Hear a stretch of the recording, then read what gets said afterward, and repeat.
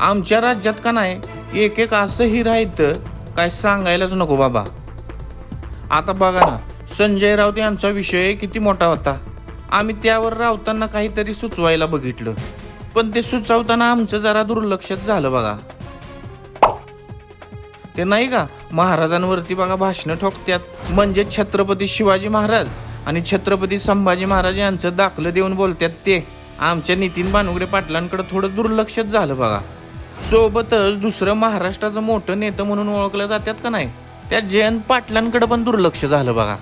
विषय तोच होता नाचीवाला, पण काय आमचं लक्ष जरा संजय राऊतांकडे जास्त होतं, त्यामुळे या दोघांकडे काही लक्ष गेलं नाही बघा।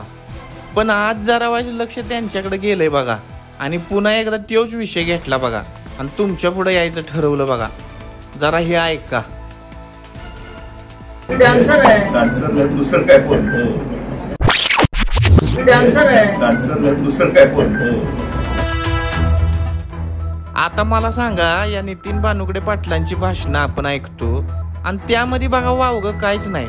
पाटील कायमच चांगलं भाषण करतात बघा, चांगलं दाखलं बी देतात आणि त्याच वेळेला शिवाजी महाराजांचा महिलांच्या बाबतीत असलेला आदर पण सांगतात। पण कालच्या या व्हिडिओमध्ये जरा नितीन बानुगडे पाटील यांनी आपला स्वर बदललेलाच दिसतोय।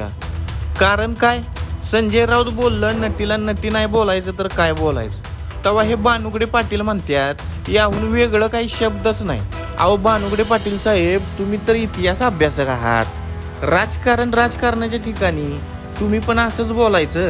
यातनं तुम्हासनी काय समाधान वाटतंय काय? राजकारण करा की, पण त्याला काय तर मर्यादा ठेवणार आहो। आता ज्या पवार साहेबांनी महिलांसाठी एवढं काम केलं आणि महिलांना प्रतिनिधित्व दिलं असं सांगितलं जातं, त्याच पवार साहेबांच्या मुशीत तयार झालेलं पाटील निवडणुकीच्या धामधुमीत नाच्याची उदाहरणं देऊन राऊतांना पाठबळ देत आहेत की राव। मग पाटलांना यावेळी सन्मान आठवला नाही वे महिलांचा? जरा ऐका बरं पाटील काय म्हणतात।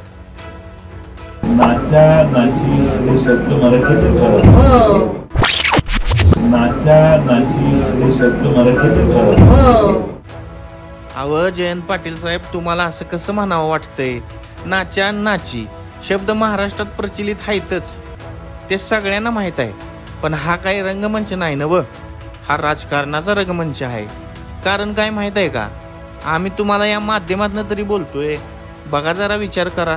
दोघं पण चांगली माणसं आहेस का?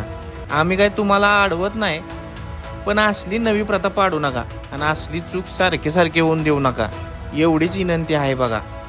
अभय कुमार देशमुख, टाइम्स नाव मराठी, मुंबई।